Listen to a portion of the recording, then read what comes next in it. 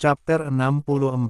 Alira merasa lucu dengan tingkah Mei Mei, dan dia ingin sekali Mei Mei dan Revan tambah dekat, karena Mei Mei sudah sangat menyukai Revan, tapi Revan entah tidak peka atau pura-pura tidak peka, selalu bersikap biasa saja menghadapi Mei Mei yang selalu salah tingkah di hadapannya itu.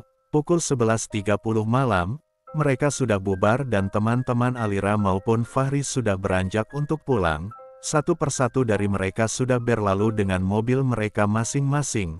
Amel pulang dengan mobil Siva, karena rumah mereka searah, sedangkan Ara dengan Rian, dan karena Mei Mei tidak ada jemputan dan tidak searah dengan siapapun, diantar oleh Revan karena permintaan Fahri dan Alira. Setelah semuanya pergi, Fahri langsung menggendong tubuh istrinya itu dan naik ke kamar mereka menggunakan lift. Sampainya di kamar, Fahri maupun Alira langsung menuju kamar mandi untuk menyikat gigi dan mencuci muka. Selesai itu, mereka langsung memilih untuk tidur. Dalam perjalanan pulang, Mei Mei tidak mengucapkan satu kata pun. Begitupun dengan Revan. Apalagi sifat Revan hampir sama dengan Fahri. Dia sangat cuek dan pendiam. Dia tidak akan banyak bicara kalau tidak untuk masalah yang penting. Revan dalam diam. Mei Mei berpikir untuk mencoba menghilangkan rasanya kepada Revan, karena dia berpikir, mungkin Revan sudah punya kekasih sampai dia secuek itu. Mei Mei tidak ingin mengharapkan cinta yang tiada pasti dari Revan. Dia tidak mau membuang-buang waktunya untuk laki-laki yang sama sekali tidak mencintainya.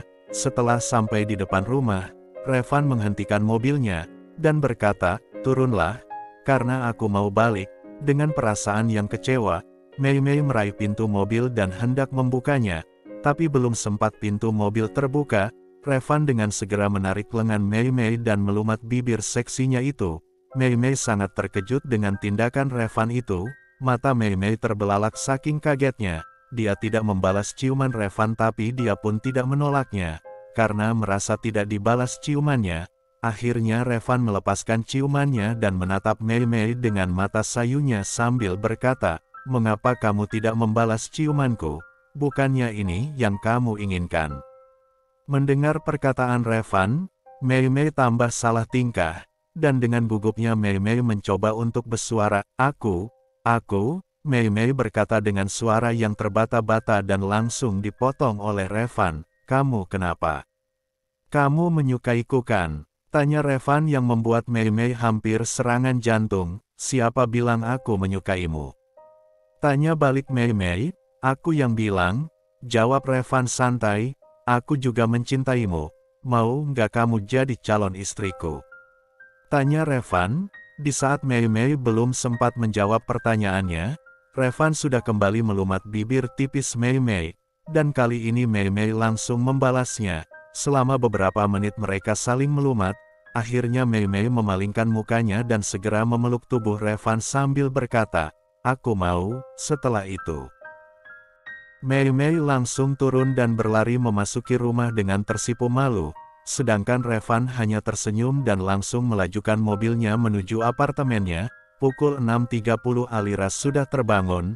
Karena dia merasa mual, dia segera turun dari tempat tidur dan berlari menuju kamar mandi, sedangkan Fahri yang masih tertidur, langsung terbangun karena mendengar suara Alira di dalam kamar mandi yang muntah-muntah. "Uwek, uwik."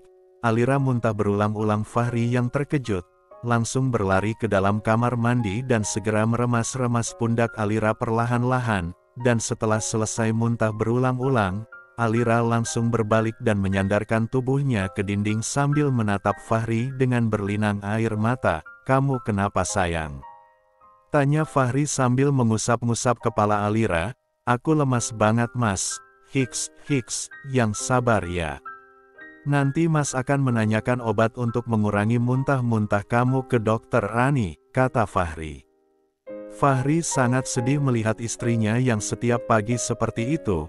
Dia memeluk Alira dan mengecup kening Alira berulang-ulang, dan setelah Alira sudah merasa enakan, dia langsung ingin mandi, katanya biar segar. Dan Fahri, dia memilih untuk keluar karena dia ingin menghubungi dokter Rani temannya itu untuk menanyakan solusi mengenai muntah-muntah Alira. "Halo Ran," sapa Fahri. "Iya Fa, ada apa telepon pagi-pagi?" Gini Ran, Alira sudah beberapa hari ini, setiap pagi dia muntah-muntah sampai dia lemas dan nangis. Aku mau nanya, ada nggak obat untuk mengurangi rasa mualnya? Tanya Fahri. Gini Fa, itu pembawaan hamil, dan istrimu itu nggak bisa sembarangan minum obat, apalagi kemarin dia masuk rumah sakit, dan mengakibatkan janinnya lemah. Jelas Rani. Iya juga ya Ran, kata Fahri. Iya, biarin aja, nanti juga berhenti dengan sendirinya, jawab Rani. Ya udah kalau gitu Ran, kata Fahri dan langsung mengakhiri sambungan teleponnya. Fahri terduduk di samping ranjang dengan wajah lesunya sambil memikirkan istrinya yang setiap hari harus tersiksa seperti itu, dan tidak berapa lama, Alira pun keluar dengan wajah dan tubuh yang sudah segar dan bersemangat. Dia melangkah mendekati Fahri dan langsung duduk di pangkuan Fahri dengan kedua tangannya dia lingkarkan di leher Fahri sambil berkata, Mas, sebentar malam nanti aku mau jalan-jalan, tapi nggak mau pakai mobil, kata Alira. Aku maunya jalan kaki berdua sama Mas aja, tambah Alira. Ya udah, sebentar nanti Mas pulangnya sekitar jam 5 sore, dan malamnya kita berdua jalan-jalan, jawab Fahri. Satu lagi Mas, kata Alira. Apa? Tanya Fahri. Aku mau Mas breokan, tapi nggak boleh tebal-tebal, kata Alira dan membuat Fahri terkejut. Apa? Breokan? Tapi Mas nggak suka ada bulu di wajah Mas, jawab Fahri. Tapi aku kan suka, aku pengen lihat Mas breokan, rengek Alira. Ya udah kalau gitu, nanti Mas breokan, jawab Fahri pasrah. Karena merasa puas dengan jawaban suaminya, Alira langsung berdiri dan melangkah menuju lemari dengan senyum lebar di wajah cantiknya itu. Sedangkan Fahri, dia melangkah menuju kamar mandi dengan wajah cemberutnya. Karena Fahri sangat tidak suka kalau ada bulu di wajahnya, tapi mau dan tidak mau, dia harus mengikuti kemauan Alira, karena dia nggak mau Alira sedih. Apalagi setiap pagi Alira selalu tersiksa dengan rasa mual-mual dan muntah. Setidaknya mengikuti keinginannya bisa membuatnya senang. Chapter 65. Selesai mandi dan berpakaian rapi, Fahri dan Alira langsung sarapan dan kemudian berangkat menuju kampus. Mereka memasuki kampus bersama-sama, karena hari ini ada mata kuliah Fahri. Mata kuliah Fahri dalam 1 bulan hanya 3 kali pertemuan. Selesai mengikuti mata kuliahnya, Fahri langsung melangkah menuju ruangan Alira, tapi Alira masih mengikuti mata kuliahnya. Akhirnya Fahri memilih untuk langsung ke kantornya, dan dia memberitahukan Alira lewat SMS. Biar Alira tidak mencarinya.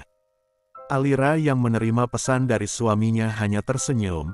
Dia sangat bahagia, karena dengan kehamilan ini, Fahri jadi perhatian dan mengkhawatirkannya setiap waktu.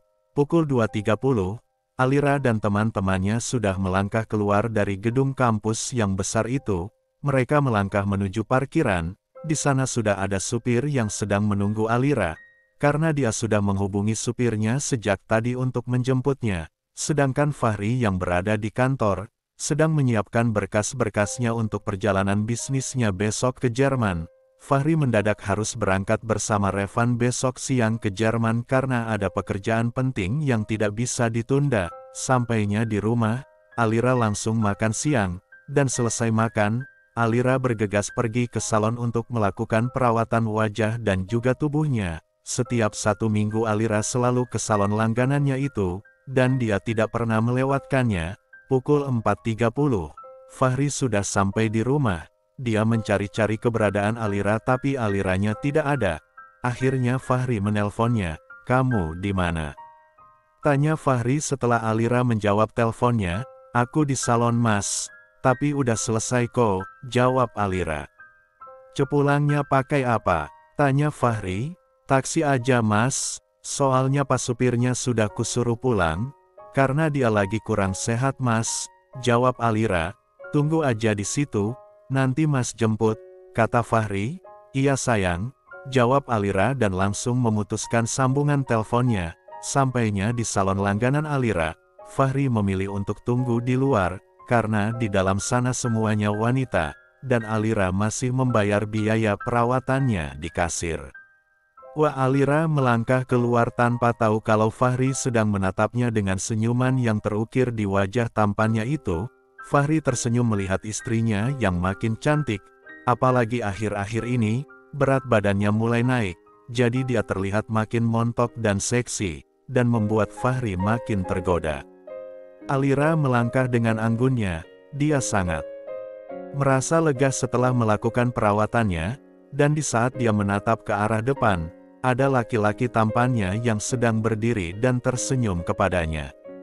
Alira langsung menghentikan langlahnya dan bersandar di dinding gedung itu sambil membalas senyum suaminya itu. Alira membuka lebar kedua tangannya sambil memasang wajah seperti anak kecil yang minta digendong. Fahri yang sudah sangat paham sifat manja istrinya itu, langsung melangkah maju mendekati istrinya, dan memeluk tubuh indah itu. "Mas, aku mau gendong," rengek Alira dalam pelukan Fahri.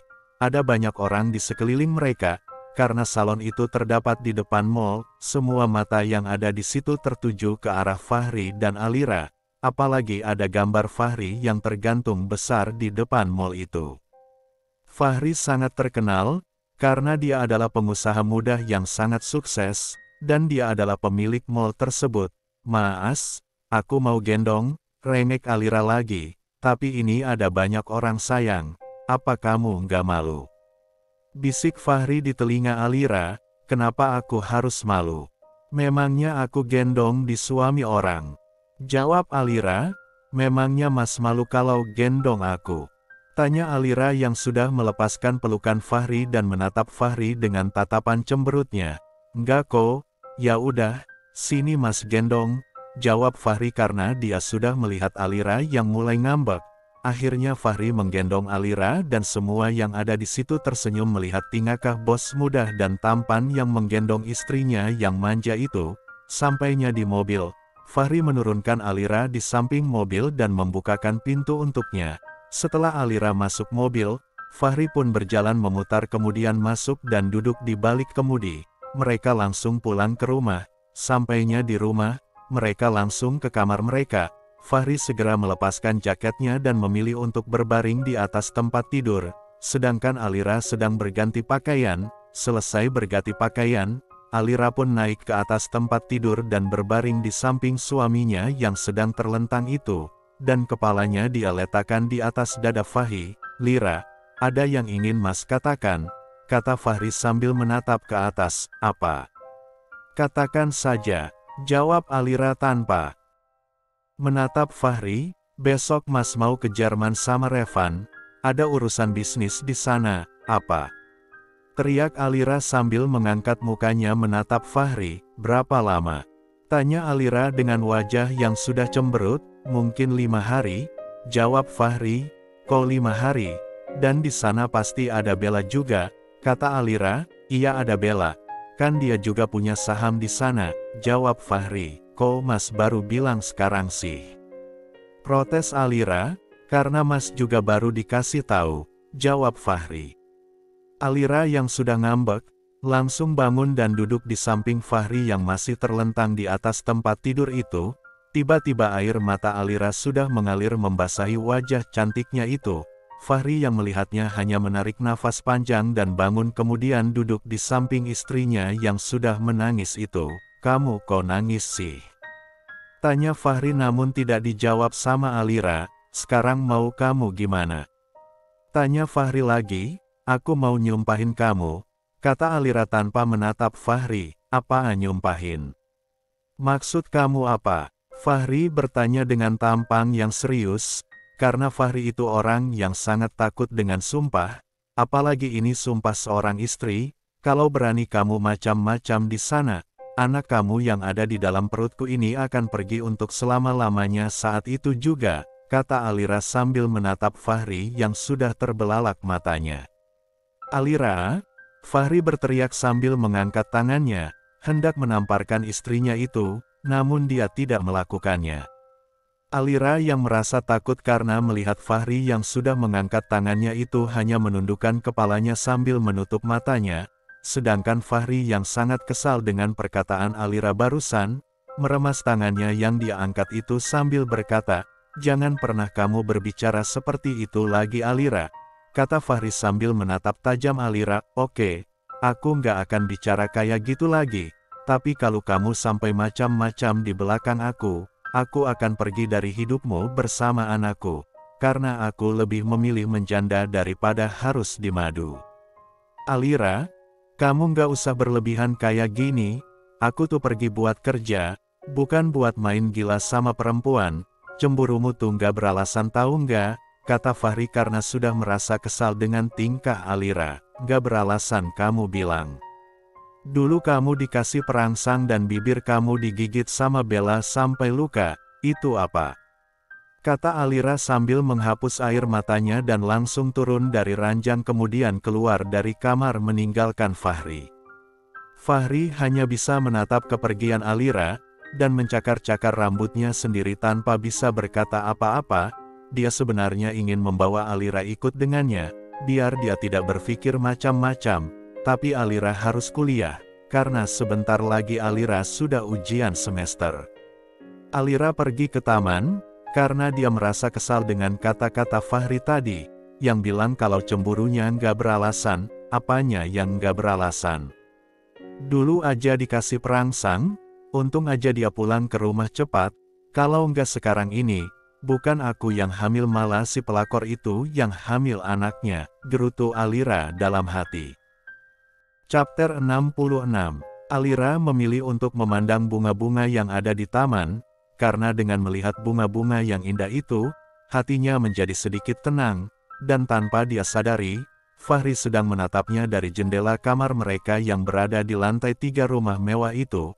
Pukul 6 tepat, Alira sudah selesai mandi dan berpakaian santai. Selesai mandi, dia langsung turun ke dapur dan duduk di depan meja makan, melihat para bibi yang lagi menyiapkan makan malam. Sedangkan Fahri yang baru selesai mandi dan berpakaian pun langsung turun menyusul Alira dan duduk di depan Alira, karena sejak tadi Alira tidak sama sekali berbicara padanya, mungkin karena dia masih marah, jadi Fahri ingin meminta maaf kepadanya. Kamu mau makan? Tanya Fahri sambil menatap Alira yang masih memasang tapang cemberutnya itu. Jawab Alira, kita jadi jalan-jalan kan? Tanya Fahri lagi. Enggak, aku malas. Aku udah ada janji mau ke kafe sama Mei Mei dan Ara. Jawab Alira. Ya udah mas ikut. Buat apa? Tanya Alira.